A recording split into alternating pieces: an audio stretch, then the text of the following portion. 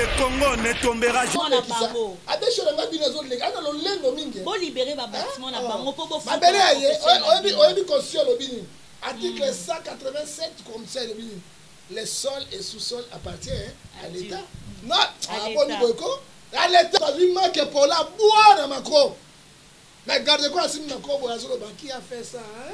Qui a fait ça, Macron, hein? Le Congo ne tombera jamais. Et Sungi na nini? Maïzate, Kourezate. Ce que Sungi bon, Koureza, Mbongerame, 270 millions de Zuyango, Tofungo, il y a un spécial à Kinshasa, 24 c'est 24 et Koureza la gâté. Tosani, tu remets ma boue. Si vous taxez à la mécanique, je vous assure aujourd'hui, et donc dans ma poche, il y a battu. Le Congo ne tombera jamais. Le Congo ne tombera jamais. Télévision, en tout cas, et Sengonanga, et ça, on a bino les sous mon na lelo pour un nouveau numéro na biso, na bino ya le Congo ne tombera jamais. Donc lelo, tu écoutes un bon on a profité de l'EFA. Oh, sur la penza na moulai, tout na longueur nyonso. Il y a ba actualité où nous sur les République démocratique du Congo. Tu vois qu'il y a un beau cannabiso, tu écoutes un peu la makambo ebele depuis l'arrivée du nouveau président, son excellence Félix Antoine Tshisekedi Tshilombo, que je salue. Makambo za mo ebele, hein, émergence n'engezoya koluka pour changer, koluka pour apporter un plus na vie à population, na sociale, dans la politique. Et ça makambo vraiment oyo, le peuple congolais a zoluka pour se réadapter nango. Alors makambo eza ebele, ba actualité eza ebele, et on toko kutana na bongo na mosala nzambe monene le prophète Ngefa, o toko solana na pesi bongo mbote prophète. Mbote maman nzambe apambola yo, na boye malamu. Je crois que le bagage la vérité, rien que la vérité. Critère un homme de Dieu. Vous avez le col à Jean 14, verset 6, celui qui dit la vérité de la part du Seigneur. Si les choses marchent, ça marche. Si ça ne marche pas, tu vas les autres ambulatés. Mais tu vas les ça, tout le monde est là. Tata, Natiki, émission de Maboko Nayo, Kolo Sungabi, Sopesi Sumaya, les voyants, sagesse intelligente, tout le monde est Nayo, tout Tiki, les sous Boka, Komo, Maboko Nayo. Kolotani toujours vivre, bien de l'Église. Tout ce qui va diaspora, on va battre la bango, fungola bandela bénédiction. Bango ba pambola, ba sunga kabiso parce que l'État a été démissionnaire. Bango de balesa kabiso, ba boko la kabiso, ba funda kabiso, ba futa bana kabiso ba mbongo ya classe. Kolo tika été au battre la bango protéger bango. Madame aussi kana bango, et malamu dans la carte na bango. Kolo bana kabiso, ko sur kabiso.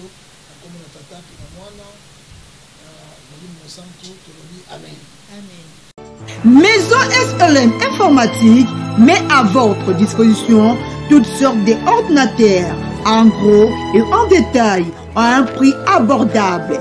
Bonjour messieurs, dames, bienvenue dans la société SLM Informatique. Nous avons plus de 150 PC par jour qui arrivent dans la société. Donc si vous avez besoin d'un ordinateur portable, n'hésitez surtout pas à rentrer en contact avec nous. Et en termes de rapport qualité-prix, nous détenons les prix les plus attractifs de l'Île-de-France. Merci à vous, que Dieu vous bénisse. Adresse 62 rue Verbois, Paris 3e métro-ligne, 4 Arreux, Transbourg, Saint-Denis. Numéro de compteur sur plus 33 76 3800 100 aidés. Maison SLM Informatique, les paradis des ordinateurs. Maison SLM Informatique, c'est la différence et la qualité. Que Dieu vous bénisse. Losako. Ok, Losako. Losako. Beaucoup ali akebele de so ali bébé mokili combinaison. Losako. Ba telemi lokola bato bosusu taba iboko be. Losako. Chokoli lo ni makambo. Boye za bongo ambiance émission to za on a prophète Ngefa autre so bandalelo pona koyeba ndenge ko pona président a saigné sur quand même temps na mboka na biso sur quand même temps. Maman ko pona président a saigné, ce n'est pas le président de la République qui m'a poni le président. Oui, c'est bien la confession religieuse. Oui. Est-ce que ma confession religieuse ba pona ki na critère au peuple za molingo. Hein? Maman so moni ba sali na nzambi. Ba koti na makambo ya chokolini. Ba koti na makambo ya corruption, le 1 Timothée chapitre 6 verset 10. mboka ekufi oyebi crise toza na mboka lelo mama ezali ni gouvernement ni basoda nini ezali crise oyo toza nango lelo oyo euti na baconfession religieux parce que depuis 1960 te lelo élection moko crédible esalema na mboka congo démocratique mais lelo ntango bakei toyebi eloko eleki na 2006 toyebi eloko eleki na 2011 toyebi eloko eleki na 2018 non ekoma na place oyo aseni banganga nzambe basanganaki balobi te toluka moto azali crédible oyo okata likambo na bosolo moto oyo akobanga nzambe mais esalemi te eloko oyo tomonaki nani bakamati Rosa Malonda mbongo ekwei na seni $100,000 avec Jeep à 85 000 bayi catholique babiki otokozwa mbongo te protestant bayi tokozwa mbongo te et pourtant protestant na catholique bazali ba grand électeur ozomona epi zebe na bakibangisi bana eloko te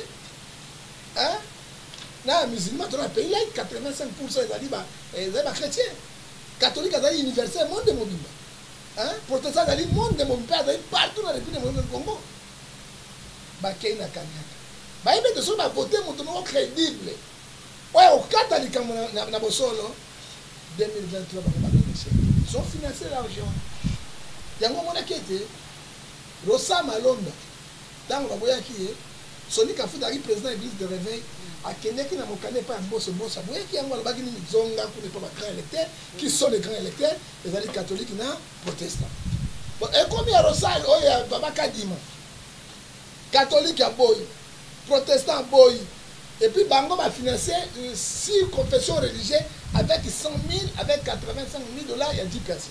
Ce n'est pas moi qui a dit ça, c'est Abéchiole, alors qui était, bah, c'est 100 000 $, na Jeep et Sika, 85 000 $ pour la Rosa Malonda, bango avec net. Alors, bah, ça dit caca. Pourquoi Tato Mboso a boyaki mokanda ya Soni Kafuta peut a validé mokanda ya Oyo Yakadi. Ça dit quoi? La trahison. Ça dit quoi? La trahison. Ça dit quoi? Bazumbongo, la corruption, Babomi Congo. Moi, je te dis aujourd'hui, parce que le président de la République, ce n'est pas lui qui a nommé, il a nommé qu'on nommé Apona qui était assigné déjà ordonnance exécutoire. Mais Toyeba, pour la main, opposant ma tête sur ma candidature. Parce que tu regardes la situation en 2018.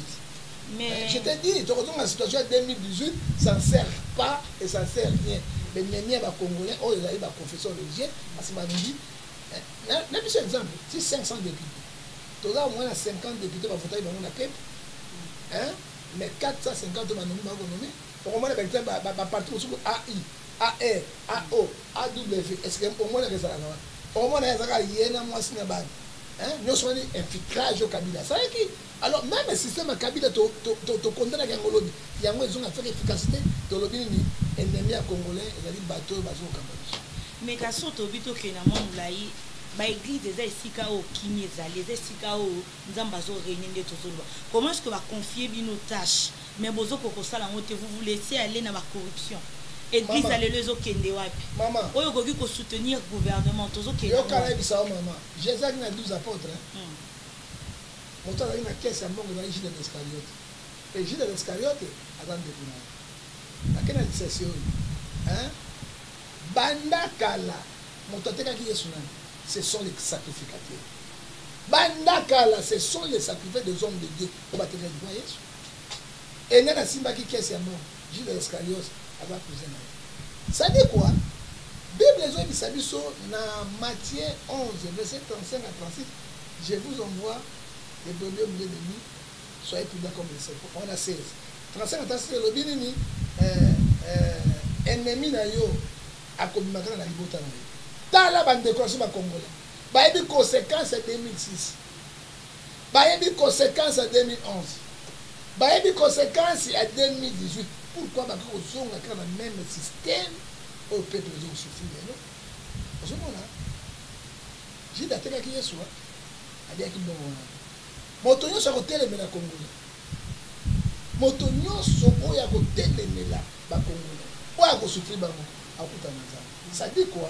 Corruption oyo ebandaki depuis kala eza lelo te parce que ji de l'escalade azanga wana mais po ke nini oyo azwaki mbongo ya kanyaka po alivre yesu tala lelo bato ya nzambe oswadiso bato ya nzambe bato ya pelengendu ya poloso bato isolo bateki peuple congolais na mille souffrance ilobelanga subango bongo tolingi tozwa na molai nyonso bilo nini okoki kosala ya gouvernement warrior? Gouvernement warrior, non, nous disons chef de l'État.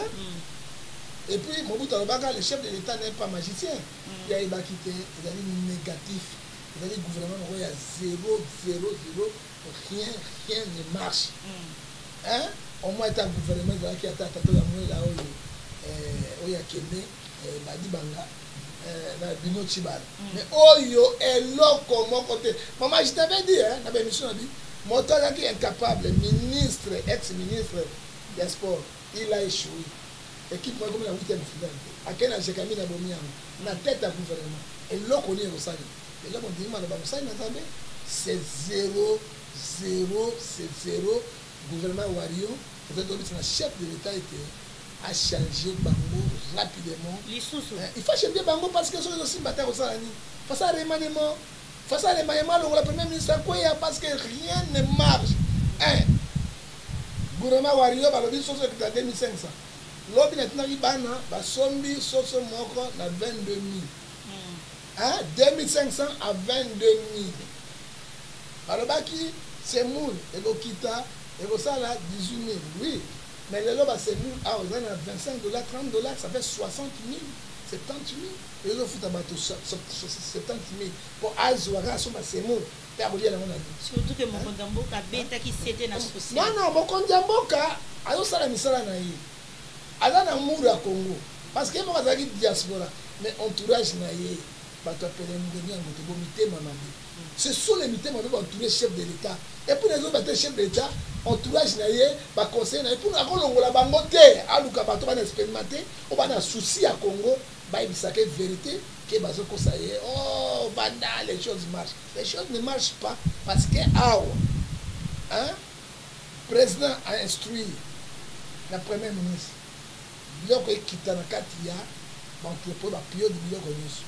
Mais premier ministre, c'est le ministre de l'économie.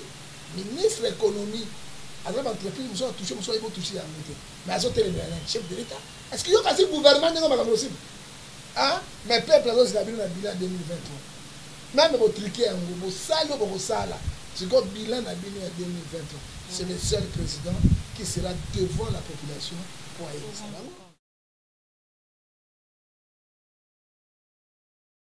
Bonne nouvelle, Yoka Samouya, agence Sakata Cargo Express, Olingio Tinda Kolina yo, na Mokili Mobimba, papa, maman, référence Yangoyo, agence Sakata Cargo Express, et Sika Biloko Bungakate, et Sika Bakoli Bungakate, Yoka.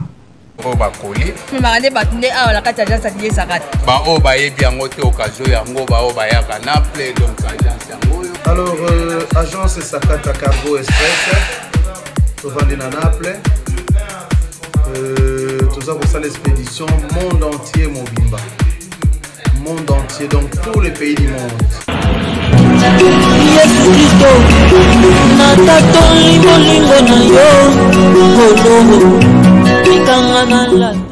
Nous allons en Italie, à Naples, précisément, pembeni ya station ya Napoli.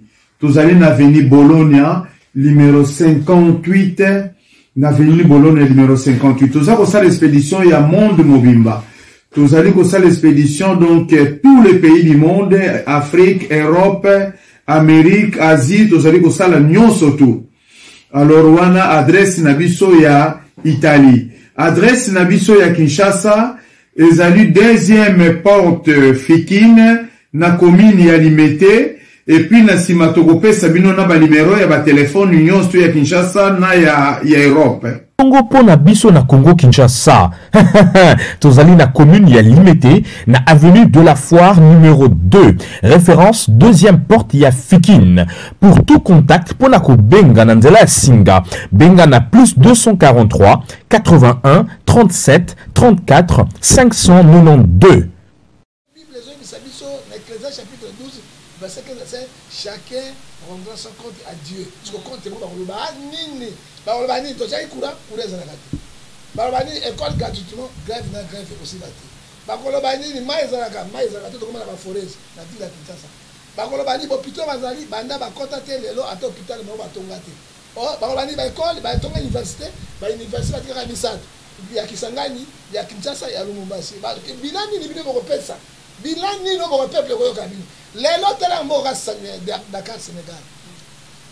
Na Dakar Sénégal kala ba kaka ba Sénégalais o ba teka makasu na makasu kende ko mo ndenge ba construire Sénégal. Après Rwanda c'est Sénégal. Kende ko mo ndenge ba construire Sénégal o ba na richesse pétrole na nguba ici. Qu'est-ce qui manque à la qu'est-ce qui manque? Les millions de millions qui sortent. C'est pour cela ils n'ont pas l'amour de Congo. Dans Senga Bango, hein? Dans Ecclésiaste, chapitre 36, verset 26. Vous avez fait ça dans la chaîne de Téma. Il y a Bolingo. Maman, si on a Côte d'Ivoire, Batoba na cacao. Cacao na caoutchouc et puis na café. Allez voir Yamoussoukou. Quel est le monde à Abidjan? Il y a un Kinshasa. Balobi va critiquer Batouté. Mais ce qui va dire la vérité, c'est que Nini bande konangai. Regarde comment to koti au profond na Mosoukou. To koti na Mosoukou. Hein? On est bien là Mobutu. Pourquoi tu sais d'ailleurs Mobutu? Pourquoi Mobutu mwana mboka to solo la kaka au vanda au la situation. C'est là qui était non, des complot international ba congolais. Ba kasa ko Mobutu akaine mboka comme un paradis. Là do suki wapi. Do suki wapi. Soke na Brazzaville, Brazzaville. Quand tu aéroport à Mayama, aéroport international, il y a pas na biso. Soki pour les coups ils jouent na kati. Hein, ça dit quoi? T'as la Brazzaville. T'as la Congo on est tout dans kita na biloko yo. Ça dit quoi? Tozali na bato ya mitema mabe na tete ya république. Yango président kosala nyonso akotama na avion ndenge alingi nyonso. Hein? Soki yei et ba vandele yango nyonso sa politique ba déstabiliser chef de l'État en 2023 à Zouate. Je suis clair, mais hier à ça là Ephésiens 5 verset 14 celui qui doit réveiller a fungula miso na ye. Hein? Atala pour les autres capables de la le peuple, les ventres affamés, et les embouteillages continuent. Les embouteillages continuent d'abord. Il faut abandonner la sociale parce qu'Abila Koyaki. Afuta batakor de Moudi. Attends à l'hôpital, hôpital général, dans la facture. Catastrophe. Quelle est la clinique universitaire solo? Catastrophe. Hôpital de Ngalem. Mais Ngalem, c'est pour les riches. Hein? Mais pourquoi on a dans 10 étages? Na mbongo bozui arabe. Ba mbongo ezo mena ba pétrole. Pourquoi on a dans CHI? Il y a munene. Et ça hôpital référence pour la nuit. Ça dit quoi? Tous les mauvais trucs peut-être dans mauvais dirigeants. On va mettre tellement mabé. Parce qu'on ramasse mbongo ya l'état, le quoi balingi mais ba li peuple loté. Parce que comme une élection, ba bimisi biloko na bango, ba soso pour là. Patrico, si on tient un mic qui soit zéro, on peut s'aligner, na soso, si on vote ngai, na bassin, na bassin, comme si on se na bassin, na ba oyo, na liputa na njuluka. Si on tient un mic, c'est comme kanzaku. Na ba $10, $5, boy ko voter, ba to ce sont des commerçants. Oh, ya bino ba voter qui bango na 2018. Ba kodi na parlement. Atata monier, ba les airs na ko lo pam. Ba Daniel Safo. Hein? Oh, mon soutien, comme on est le député provincial, on a de Mike Mokeba. Abaloke le peuple. Abaloke le peuple. Ouais, Pentere na bango, ce sont les orgueilleux, ce sont les profiteurs, toujours le bas. Philippiens chapitre 2, verset 19. Ils cherchent leur propre intérêt, l'intérêt de la population. Aujourd'hui, le peuple souffre. Mais on a la Jeep, Bazaï n'a pas $20 000, pas 100 000, parce qu'on ne peut pas profiter. Et la population, oh, il écoute qu'elle a devenu. Et les hommes sont traqués, ils ne parlent pas. La continue la corruption, on a une boutique de fa, on a un peuple, on a côté qu'on a beaucoup de peuple, on a trahi mon colombo, Congo Nangai, à ta mon côté. Hier, sur ABC Bisso, on a 4 dans mon canada. Il y a Deutéronome, chapitre 17, verset 15. Habitango bozokota na boka. Bon pour la mopaya te. Bon pour la mokolo boka. Parce que mopaya à côté Kabila par le. Lelo mopaya kei Kabila kei. Siko ba kolomboka ba koti. Siko nani souffrance de kiwa. Non, souffrance de qui ya ba mopaya. Hein? Ah bon? Et de qui mopaya? Hein? Kabila kei, hein? Pona ngaso Kagame akufi to balongoli pas okufa kaka na pouvoir. Kabila otia candidature kuna Rwanda ba voter. C'est vrai. Ba voter Kagame Rwanda otia candidature na Rwanda ba voter. Oza congolais. Non, il n'y a pas congolais. Ba ya ko ya tango ba ya to yeba ba voter. Tout le monde va voter mais tout c'est là ba Moïse ba ganga. Azali juif na tanfi, azali juif na Zambie. Ana otia nani candidature na kuna na candidature la juif. Mais pas au Congo. Parce que Kabila soit voté, Kagame soit couché à Tchèba pour voter. Pour pas moyenner à Saline au Congo. Hein? Deutéronome 17, verset 15. Quand vous sortirez dans l'Égypte, vous arrivez au Canaan, il faut mettre en place, pas étranger, parce qu'il va vous détruire, et vous chicoter, et vous tuer. Prenez l'enfant du pays. Aujourd'hui, nous sommes où? On a pris l'enfant du pays et voilà, où est le prophète Ngefa. Toujours continuer. Prophète Ngefa, c'est la Bible, constitution la chrétienne. Parole de Dieu, ce que dit la parole de Dieu. Selon lui, c'est ce que dit la parole de Dieu. Donc, toujours continuer dans la question. Nous allons parler maintenant de l'état de siège. Pour une 10e fois, je crois déjà dans le conseil de ministres, le ministre de la Justice prévoit déjà, donc, par le cas qui gouverneur militaire pour la province Yaïtour, gouverneur militaire qui est en place. Pour une 10e fois déjà, bazo prévoir état de siège. Tozo Kenewat. Parce que le massacre continue du jour au lendemain. Dernièrement, à la frontière, il y a Rwanda, Kinshasa. Quelque chose de vous t'a Salimawana. Congolais et belé. Les massacres continuent, les violations sur les femmes. Ils ont continué malgré l'état de siège. Mais tout le monde a la télé, on voit qu'ils sont les chefs de troupes armées, Bakangi Bakodeko, Bakangi, mais les massacres continuent. Est-ce que où est-ce qu'on va avec ces massacres? L'époque à Kabila, maintenant. Et là, on a un conseil de la présidente de la République, état de siège, pour 6 mois. Déjà 9 mois, tout cas. Et puis aussi la rater. Parce que pourquoi aussi la rater? Hein? Depuis que banda on a couvre-feu si la rater. Mais dans mon camion, 1 heure, 2 heures, 3 heures, autant de la boutique. Ça dit quoi? Mboka nini sans gouvernement le bateau caché né peuple on va le mourir. Aux hommes les amis bateau tout ça sur les deux côtés. Ce que je vais conseiller au chef de l'État. L'armée non sur le monde des armes infiltré. Tu sais qu'elle n'a pas construit l'armée. La boutique armée on a. Armée ba Kabila ba Kinango ba Rwanda ba Burundi ba Ouganda ba Bota ba na ba ngo bazali lo plein. Il y a peu de 5 ans ça réforme à mettre aussi battre. Hein? Armée sont infiltrés dans le monde de l'Union. État de siège, combien le gouvernement a mis si bon, mais les généraux, deux, pourquoi Banato Bandati massacre continuera pour la nuit? Et si la guerre, ils allaient guerre mondiale. Ils allaient européens, asiatiques, américains, mais ils allaient la guerre, ils allaient africains. Pour le Belgique est le matin. France est le matin à propriété de bon bazoua. Quand tu m'as dit la guerre au Congo, ça dit quoi, Éphésiens 5 verset 14, toi qui dors, réveille-toi. Totalement. Au lieu de ça, de siège, Mama Pinga ba makasi, bazali ko bungu. Mais progression ezate pour les aussi la te pour na nini, tozaina 220 groupe ya ba rebelle na est ya Congo. Il y a pour indiquer combien peut botikali na combien. Donc bazo bota na ko bota parce que kaka bato ba na parlement, ba na sénat, bazaka ba konja Kinshasa, nde ba na ba groupe na bango.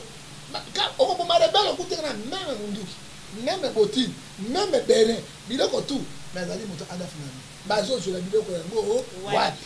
C'est là le président le baron moto n'a pas de cette fois quand on a battu. Parce que nous sommes comme les sentinelles. Et c'est que 33 verset 7. Nous sommes dénoncés, nous ne sommes pas contre le gouvernement. Mais bis on va sentinelle, on va faire la matoy. Moi c'est na est de comment on va parce que bana moi c'est na est c'est ça que talio. Bon, on a penza à comment va ebalia Zaïre. Ebalia Zaïre et bani na Lubumbashi. Lubumbashi et quoi na kati ya Kisangani. Kisangani ya bwaki yango na Mbanda. Mbanda na bwaka ngona bandu. bandunda baki na Kinshasa. Kinshasa na Matadi. Matadi na Océan. Océan oh wow. Eza pas somo. Oh viol kuna. Eza lokola maya komela. Kwa mama tika na sibu sabili on va toucher bilo kona. Fumangani na bilo on va toucher rote. Eza ko tanda ça. Dala sikona ba. Mwana lokola 8 ans. Tata mo bimba 50 ans. Oza violer pour bête makembe. C'est là qu'on dit nous rejoignons na kaka. Ce sont des crimes contre l'humanité. Ok? Crimes contre l'humanité. Hein? Moi, si mobile, aujourd'hui,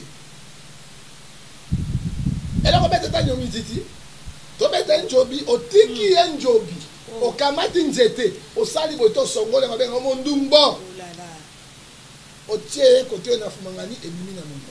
Crime contre l'humanité et personne qui en parle. Mais ceux qui n'ont qu'à dire Bible et lobby, Apocalypse 6, verset 10, les sons innocents crient.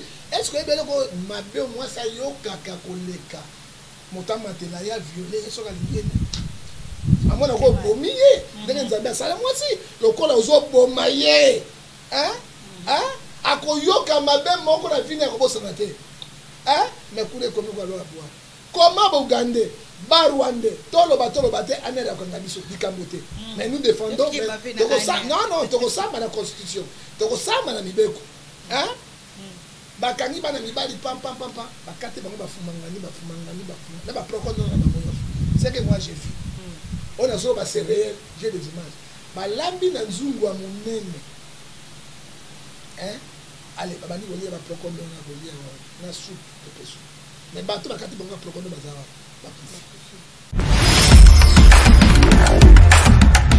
Du nouveau à Belgique, exotique multimarque chez Mama Petra Mboyo Mwasi Zambé. Vente articles congolais, consommons congolais. Meni, haricots, légumes, feuilles de manioc, poissons salés, poissons fumés, foufou. Notre adresse 81 rue des Mérodeley, ville Turny, à 2 minutes de la gare centrale de Turny. Numéro de compteur plus 32 49 24 99 908. Donc ma produit sur la bio à 100%. Exotique multimarque chez Mama Petra, c'est la qualité. Exotique multimarque chez Mama Petra, c'est la différence. Exotique multimarque chez Mama Petra, toujours number one. Exotique multimarque chez Mama Petra, toujours numéro 1. Mama Petra Mboyo Mwasi Zambé, aye na solution na kati ya Belgique pour na ba Congolais. Mama Petra Mboyo Mwasi Zambé, batika yo po oleki bango. Ya boye, soki na exotique multimarque te, toko zwango lisusu wapi. Mama Petra Mboyo, oza fin. Et même SADC, Union africaine, personne qui en parle. Ça dit quoi? Organisons-nous les Congolais. Nous sommes abandonnés même dans les communautés internationales. Si les gens ne comprennent pas, hein? Organisons-nous. Tout ce qui est débat, il n'y a pas pamba. Tout ce qui est il n'y a pas pamba. Le pays est en danger. Le pays est en danger. Au lieu président a compté l'état de siège, a tiré l'état d'urgence. Et dans 4 états d'urgence, nous devons appliquer l'article 63 de la Constitution. Dit quoi? Aucun notre pays est agressé intérieur ou extérieur. Tout Congolais, les hommes et les femmes, les enfants doivent être militaires pour défendre la terre. Mais c'est qui gouverneur militaire, oh, l'article 63. Non, mais gouverneur l'article 63. Non, mais on avait demandé un gouverneur militaire pour saisir quand même. Gouverneur militaire, ça fait bien parce que les Rwandais, les Burundais, les Interamericans, les peuple longo. Ceux qui peuple, ils ont dénoncé Bangote. Il faut les crimes. Le gouvernement militaire, ça. Hein? La solution état d'urgence, c'est que dans le lobby, nous sommes les prophètes de l'éternel. Même les Amérindiens en Israël, tellement c'est Dieu qui a dit à Amalek. Kangaroo na bango vivant. Mais yoka dit boma même munitions à Mubali. Ti motonyos otika ro Amalek. C'est Dieu qui a dit pourquoi l'injustice qui était passée entre le pays de Dieu Israël. Hein? Hein? Au lieu de biloko na tous pas bato ko réussir yango te. Donc a proclamé état d'urgence. État d'urgence. État d'urgence. Tous les 24 tous les 26 provinces tout va militaire. Administrateur va militaire. Même chef de localité va militaire.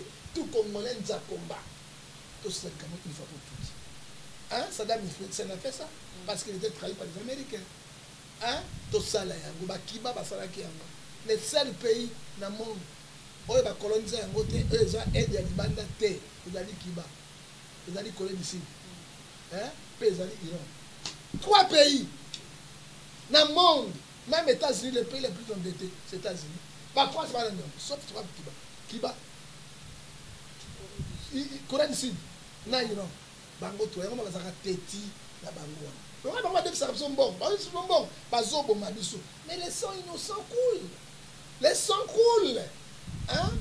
Sauf que les sangs ont coulé, qu'est-ce qu'il faut faire? Qu'est-ce que Dieu a dit à Josué? Josué chapitre 1 verset 8. Que 7 livres de la loi ne se donnent pas de ta bouche. Médite nuit et jour. Tous les méditer, il faut prophète, il faut prêcher, il faut enseigner, mais alors lève-toi, les Congos, les Congolais, levez-vous, prends courage. S'il n'y a pas le courage, le Congo ne marchera pas parce que Tozali n'a un complot international. Nous sommes comme les pygmées. Bakateli langa, balone dio, obi bebe mobile na zoba, bafuta ya kwa na pamba bazo na kolia nango. Comment les gens en Rwanda ils veulent récupérer nos richesses? Diamant, coton, tout cela. Pour ne pas retirer Eldorado et nous-mêmes les propriétaires de la terre. Il n'y a rien de spécial. Pauvre. Qu'est-ce qu'on pourrait dire maintenant? Hein? Bah, comparer Bisso, dans certains pays, où il y a une catastrophe humanitaire. Bah, il y a un soudain de qui Bisso? Congolais, bah, Keba. Parce que tu connais, bah, Kochoko, la Mikolo, la Minene. Mais, Bisso, tu as la maille, tu as la Zamba. Tout ça, tout ça, grité, mais des millions de gens pour nous, on paie ça, député 500 types, sénateur 600 types, mais somba 2000 tractés. Donc, on a dit ça, somba 2000 tractés. Quand on a 26 provinces, on a dit, on a dit, on a dit, parce que vous les bêtes, nous sommes ce qu'on te rejoint, nous sommes étrangers. Kende na aéroport babite kutengeneza tembele bazoka ngoma ba carte zo kuteka na Belgique na France et vous c'est la industriel hein ba masangu biloko là on est aux ambitions c'est la volonté politique hein yo mona mboka ka produire sango tche samba et bimi ngoma sans gâchis le pays est béni et regarde la population sont dans les misères dans le bateau non tout ça ba bongisa ba luka ba stratégie hein baluka ba stratégie pour être mboka oyo quand même et ton moment a peu boula mais madame moi je te dis ma soeur ce n'est pas nous to bénéficier mboka oyo mais na lingana ba ki sa prophète président de la République a bien constaté ba dénigrement mingi ya population to ya ba internaute face ya armée alors bi population to réseaux sociaux ont dénigré on est bimi na conseil de ministre na 25e conseil de ministre Koleka le week-end dernier balobi Congolais ont dénigré mingi armée ayango président de la République a déjà battu ça l'enquête akanga battu ebele ça l'enquête pour la union soit pour dénigrer 16 millions d'habitants mais okanga 15 millions au tia bango hein akanga ebele bazo dénigrer armée té nous disons les choses qui sont réelles. Mais le président ne peut pas donner de tels propos parce que Tozali, la République démocratique du Congo, on a la démocratie. Hein? Article 25 de la radio écrite, la conviction motozo lobelango. Article 23 lobelango, soit la zone lobanengo mais à quand même la motambo la constitution de la République parce que personne n'a décidé la loi. Hein? Par contre, dénigré en tant que bien infiltration, le couteau Tozali. Le couteau Tozali à solo. Armée a la moussala naïe, mais elles ont comprendre de telle trahison. On a l'obédi armée. Hein? Tanzania yao, Monusco azali yao, aya maman. Babengi pe ba Kenya ba yao, Congolais bazali yao, résultat zali. Tout nanga dans le résultat zali. Hein? Résultat, on a ba l'obédi yango non, il ne doit pas dire. Il faut leur tout baloba pour bino yoka. bozwa position ke botake eloko mais koloba banatane ane nango mpe okanga mpe bato nyonso parce que okanga obeti mbwambwa boye mikolo tu bakritikaka parce que les gens ne voient pas makambo eza avancé te c'est biso nde toza nsima mapinga na biso toza nsima armée todénonce bainfiltre bato bana kata ba est soki omoni monguna etelamu omoni adef na nu na ndako na yo atoboti na ye bimisa libanda oyebisa bapolice yebisa armée parce que baya baennemi na biso role na bango nini bazobotisa biso mingi na est bazobeta bino basele makembese mingi banjobi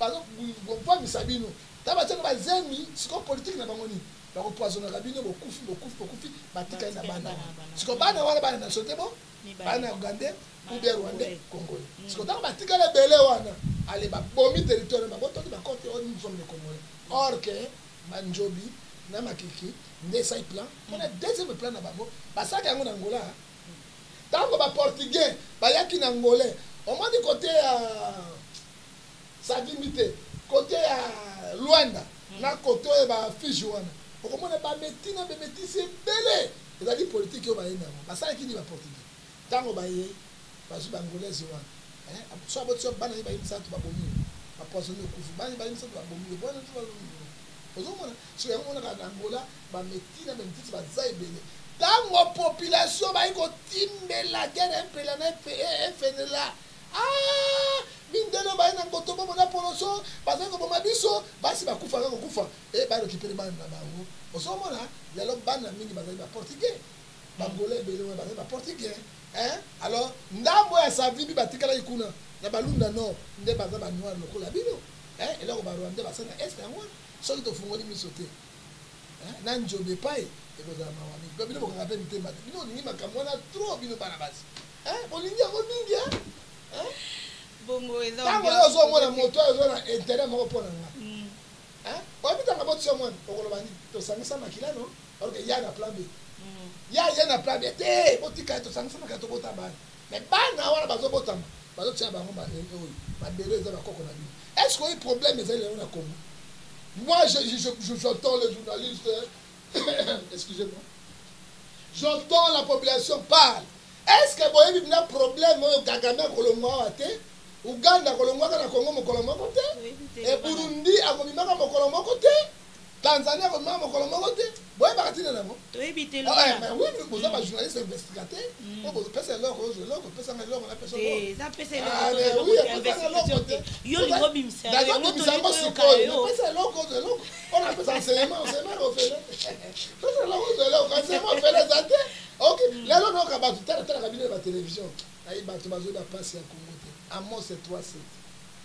elobibo Dieu ne fait rien sans toutefois révéler ça c'est que la serviteur ezwi ngolu ya lelo menalo ya bishop Élysée ayebete akopesa eloko mpo ozwa eloko boyebi ete ntango tolingaki kobimisa mobutu ifale bana ya mboka biso moko tosangana mpo tobengana mobutu Kabila le père akobenga Bogandais Barwandais Baburundi batanzania mpo tobengana mobutu mais avant bakobengana mobutu basalaki accord ya emera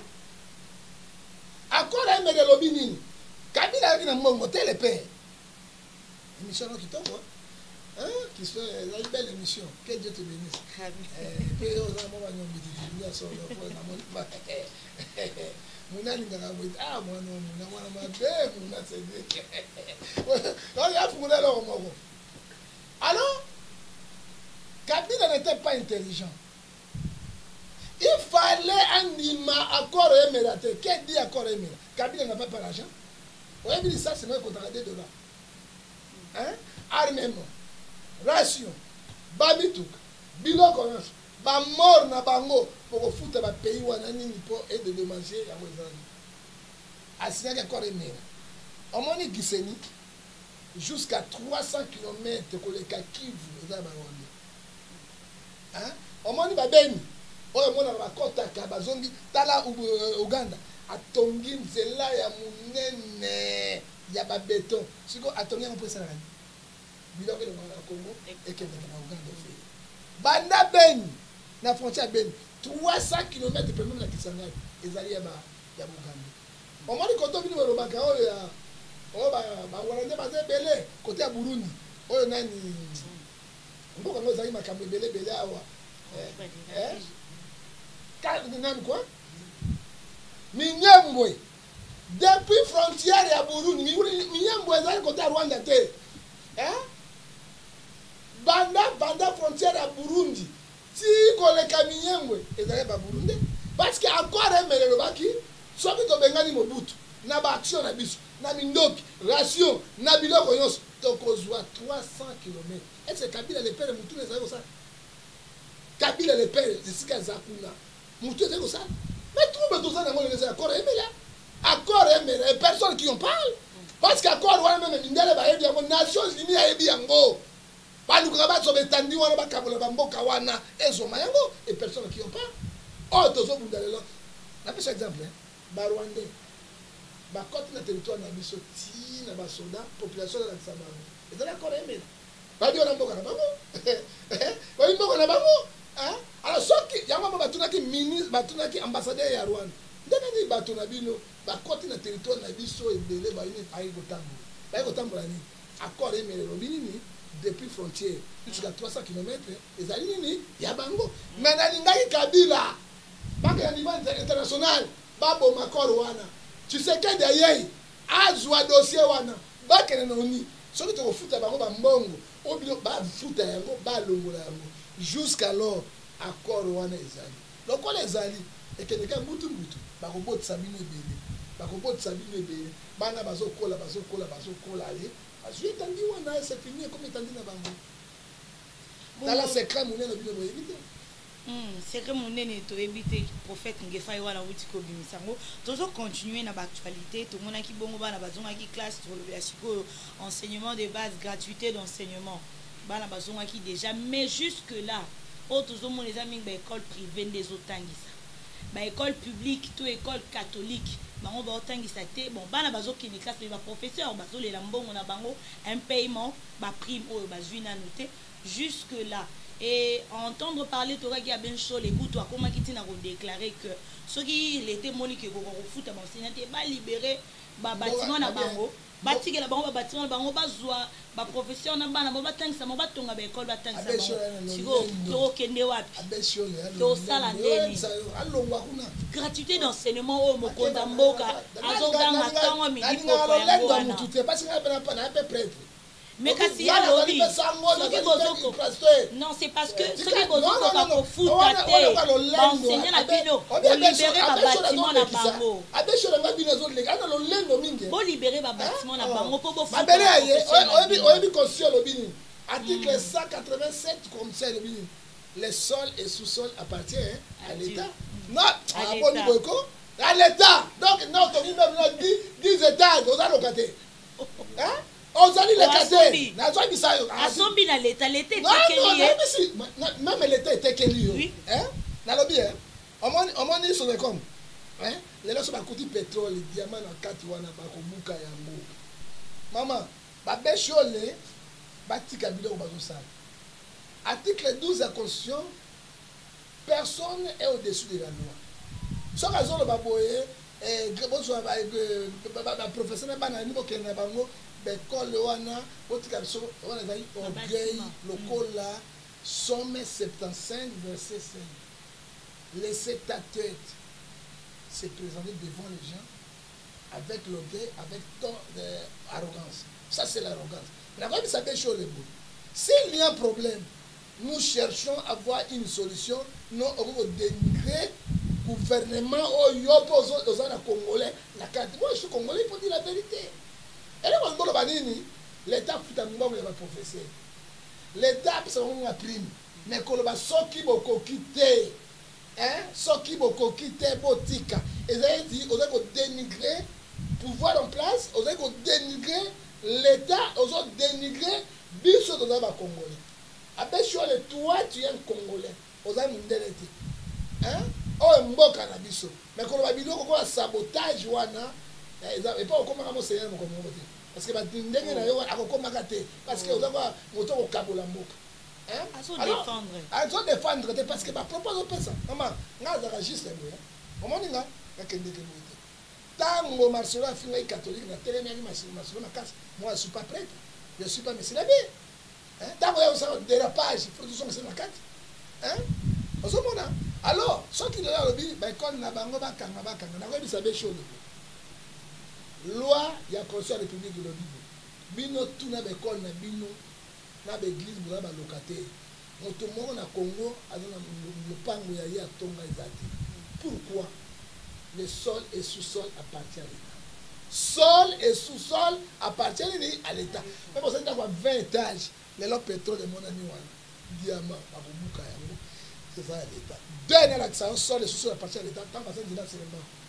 Pendant que il y a l'État. Antika orgueil, au Nzambe Zoloba, dans 1 Pierre chapitre 5, verset 5, il y a attention, moi, le laine de délai. Tout le monde a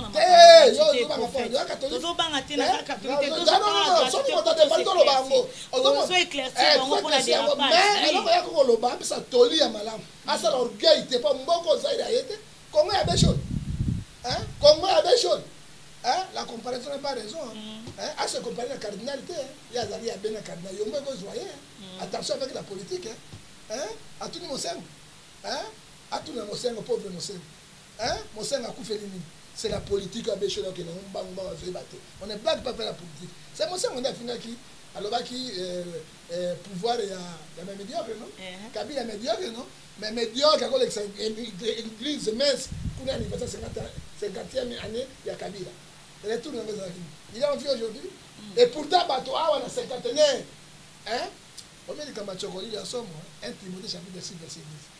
L'envie. Or que awa na lingwala, hein, 51, il y a Kabila et les qui ont mon sang va profiter. Ba bengi na 150 000 $, ko sala kuna na kinata. Il est aujourd'hui en vie. Alors en vie mais a été ayi. Hein, abesho la tika orgueil wana soki orgueil atika yango. Pour la mona kalobaka mingi ya besho. Hein? Ce n'est pas bon. So di kamba Congo to luka solution. Yo bi c'est état d'urgence. Le siège. Non. Président contre l'état de siège et l'état d'urgence. Pourquoi? Biso tout comme militaire, bataillon, tout défendre la petite solution. Parce que l'état de siège est aussi battu. Mais on critique, ce qui est faux et archi faux. Dans l'école, au moins les catholiques, professeur d'humanité, alors dans $1000. Ma maître, ma messieurs, 400-500 $. Mais l'État, ça, il m'a béni. Dans $1000, bah, qui dit 200 $. Parce que bah, toi, catholique, bah, on a droit à vie. Il y a l'école, non, comment il dit, bah, tant que pour qu'on dise, on a fait décret, école gratuitement, non, soit, faut tout ça, hein? Parce que la dérapage, des bagobongis. Basangisa bango, kasi bazo to sa gratuité enseignement, mais bazo zo mbongo te. Comment se fait-il éducation de base et éducation au moins na zoaka dès le bas âge? Il y a monde ça la que muto aza. Ceux qui muto ko pese éducation bozo lié ça bien ta ko pese éducation na ndenge. Au moins à l'université, moi on a défendu la licence 4e mission à 6e. J'avais dit à ma fille ceci. Comme mes cabinets de corruption, ça c'est la vie. La nuit, les locaux ministres, les locaux membres. Mais ceux qui ont sali bololé, tu peux ça bon, tu peux ça, oui, tu peux ça bon. Pour un professeur, pour demander qu'il y a un commerce, il y a un monde dans sa caractère. Voilà aussi un problème que nous avons. Il faut mon tout exact. Baké go défendre. Abeti 5 questions, 6 questions. Abeti 5 PPL. Bon, allons bien. Il y a une fille qui n'a pas parlé à maman et la carte. Tout il y a 5 questions à répondre dans mon monde. Papa a vu ma carte de maman qui. Si ma bassine fini ma professeur, moi na une maman fini ma professeur. Parmi ma liste, on va distinguer. Moi na la carte. C'est quoi l'éducation de base sur le bani? Corruption au tambour. Moi na répond 6 questions. Même défense na ye ba bibo fungola. Aïe bien le comme. Tant ba moi na. Les camolo bien dans la page ligne. Ils ont la page 10. Va compléter alinéa 1 à 4. Exact. Parce qu'à Tangaki. Les lots batanga kate. Bodu Gindumba, Bodu Fumangaï, Nabino, au télémissi bosso. Prophète, il y a compte, pasteur, professeur, à compte. Résultat, Moana. Pas bien, Fumangaï, Bimisi, à mon niveau. L'éducation des bases, c'est la même chose. Mais c'est deux hommes sangaïni. Deux hommes sangaïni, comment? L'éducation des bases, c'est pas la nickel. Moi, je suis premier CEO, moi, je suis 12 ans. Moi, dans la souka, l'éducation de base, parce que chaque samedi, femme et ma papier hygiénique qui disent, oui, il y a 1000. Hein? N'a pas comme, sauf qualité 15 000. Mais quand tu vas comment qu'on lit à bon moi, il y a un mouké, il y a 12 papiers hygiéniques. Hein?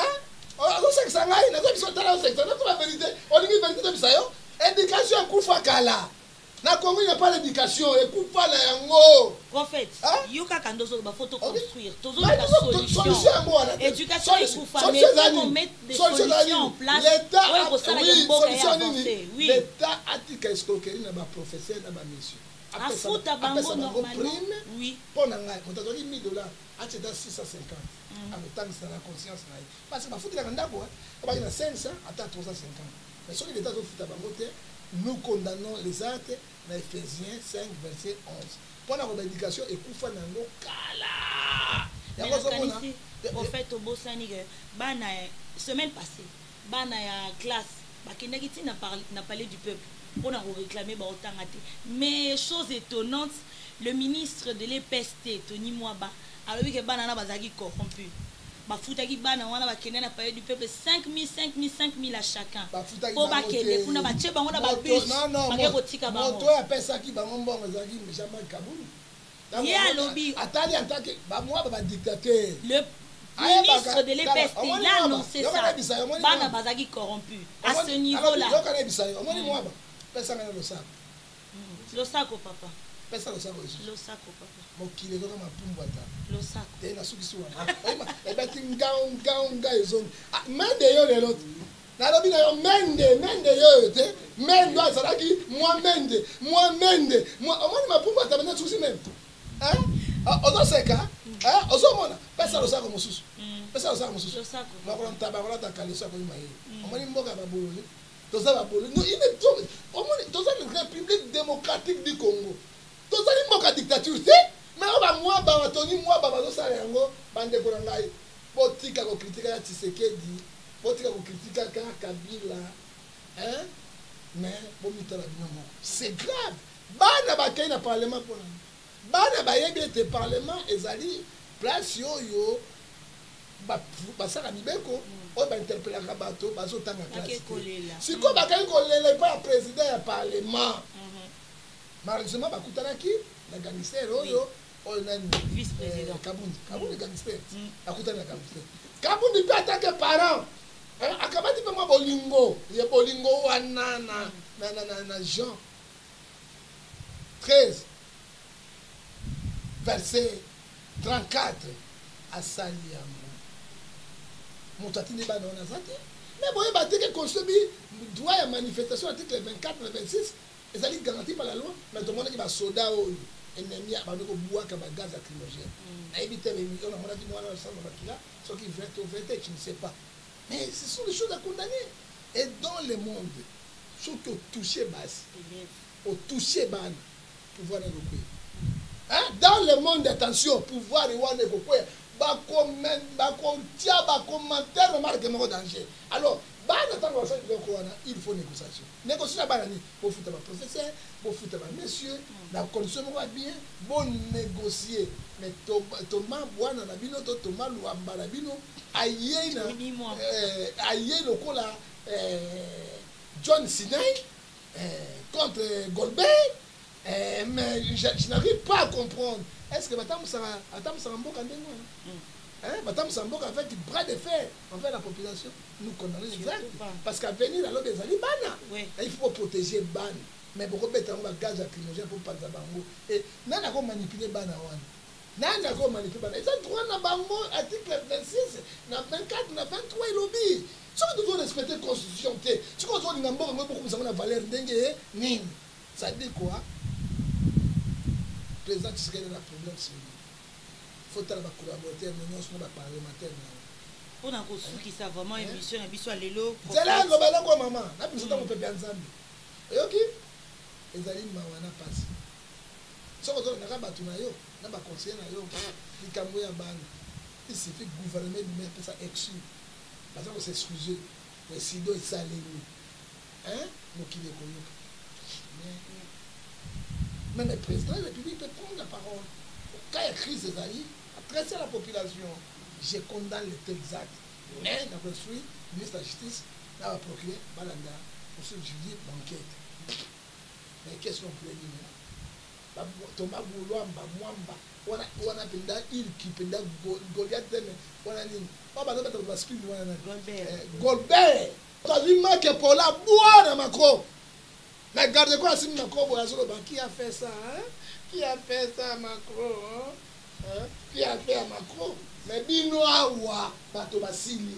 Au moins une démocratie solo, on va tomber moi, mais solo. Une démocratie, président de la République. Namoni Motaï, président, mais madame, toi, tout na oyo, abeta Kabila, sapato, Azawa, est-ce que l'année dossier naïf? Ça dit quoi? Les choses continuent la même chose. Nous voulons la démocratie, vraie démocratie, où le peuple paye, à mon appel pas. Et on dit quand la diaspora, il y a bon, pour nous aussi, c'est l'émission, les autos sous ça quand il y a dossier RAM. Dans l'invité, papa. Ils ont théorisé vraiment population congolaise, où ils ont souffrir. Dans le conseil de ministres, toujours, bah, une décision, il a supprimé taxe RAM, pardon, pour notre téléphone 2G. Tu as vu que la population congolaise, à ça, il a un téléphone 2G. Ma téléphone américain qui kalakasa to comment ba 4G ba iPhone ba Android ba tout ça si go 2G na moi c'est la 2G tout le monde utilise des Android 3G 4G les autres vont continuer à payer la taxe RAM et les autres seront dispensés où va le payer maman ozonga la moi 2G amke papa kasi internet vous allez non internet ni azana soma o ebi DG kasi mega on a DG 3G au futa yo na expliquer na ozonga ta allo ko miki la poto benga ba monde est-ce que bike bato basoma sur ba unité oui to somba soudé ezali l'état ronaï à défendre la population so moni l'état comme na magui escroquerie intellectuelle donc est-ce que là mes taxes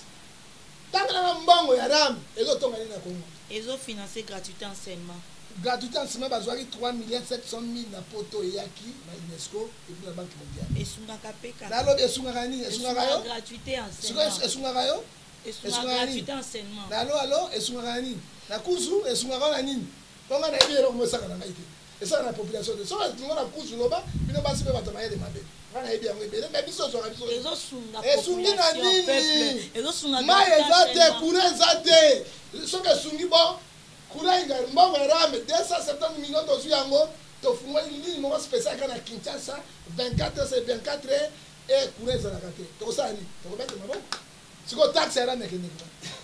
vous assure aujourd'hui, ils ont que ma poche ya bateau.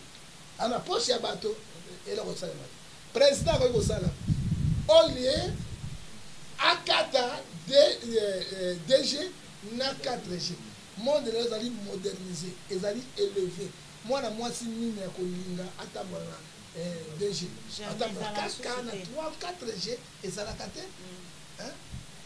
Non mais tu t'as quitté ko la yopo. Moi témoin. Otama on a fumé.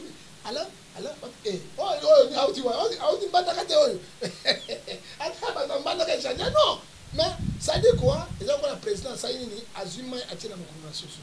Et là, le président Saïni, désormais, le conseil des ministres, moi, en tant que garant de la nation, tous les gens qui ont récupéré, n'a suspendu le provisoire à une année. Vous avez payé que vous avez à toi Saïni, mais il y a le DG, va passer à la soutien. Parce que les politiques ont ça, les maratons qui ont 3G, 4G. Au salaire de l'autre côté. Ça dit quoi? Je ne sais pas, parce que ça vient de la bouche du chef de l'État, et Vali passe les paiements. Les Congolais, nous sommes délaissés, abandonnés de notre propre souffrance. Que ferez-nous? Tout à l'heure, je croyais qu'il peut faire quelque chose pour la population. Mais, Ramioyo, il a passé. Pene bazo finga bango. Bazo finga na marque moko. Ngana sa kungeli gouvernement kongo. Otika bango. Rabili kamoye 60. Oh, bazo sala, baebi. Azomona ngaoyo. Bazo bazo ebate. Ça dit quoi? Prions pour la République. Prions pour les autorités. Et là, ils ont mené bango to yebite. Mbongo yango bazwa ka basaya kala ngoni. Na yebisa. Ndako ekotika la mama. Atinda bana bango na poto. Bon, et ça il a côté coronavirus za quoi. oyoki yango ndako soki lelo oyo tremblement de terre esali eokende. Ça dit quoi? Matthieu chapitre 15 verset 25 à 26. À quoi sert un homme d'égalité du monde si personne n'a? C'est là moi je te dis. Besoin conscience. Besoin conscience. Somme 34 20. Le malheur atteint toujours les justes. Dieu le délivre toujours. Romains 8 31. Si Dieu est pour nous, qui sera contre nous? Est-ce que Ramène a Brazzaville, Ramène à Sénégal, Ramène à Cameroun, Ramène à Congo, Ramène à France? Pourquoi ici au Congo, nous avons souffert, nous avons il y a un moment où nous avons ministre PTT, bazo Kimisaye, balingi ba parlementaire, sikoyo ba cautionner. Ça dit quoi? Ils n'ont pas si peu maman. Je termine par là. En tout cas, merci beaucoup na prophète Miguel Falelo. Pesi ba vi na enyo sona ba solution oyo koki ko aider population congolaise to gouvernement na biso po etambola malamu. Ezaki bongo esengo na biso kokuta na papa lelo pona onyo soto sololi na pesi bongo merci na équipe technique ezaki très forte. En tout cas, vous avez très fort et s'est mobilisé pour nous je vois comme ça Dali Bilumbu. En tout cas, merci beaucoup. Et à l'équipe du prophète qui était là aussi présent. Un grand coucou à vous. Très merci. Vraiment, c'est gentil de travailler avec vous. Et je dis comme ça un grand merci au coordonnateur de Congo ne tombera jamais, qui est le bishop John Makese. Très fort, bishop John Makese. Voilà, je vous salue. En tout cas, papa, que Dieu vous bénisse, que Dieu vous fasse du bien. Merci pour tout, merci pour ce moment que nous avons passé ensemble. Je dis un grand coucou à nos téléspectateurs, à vous tous qui nous avez suivis aujourd'hui. Bishop John Makese, tout la Nina Benga, 6600 voix, Simboka. Voilà, c'était ça l'ambiance de ce jour, en ce jour aujourd'hui. Donc voilà, vous avez suivi de partout. Vous êtes en France, pardon, au Canada, aux États-Unis, en Allemagne. En tout cas, de grands coucou à vous. On n'a plus assez de temps. Je vous dis au revoir et à très bientôt. Le Congo ne tombera jamais.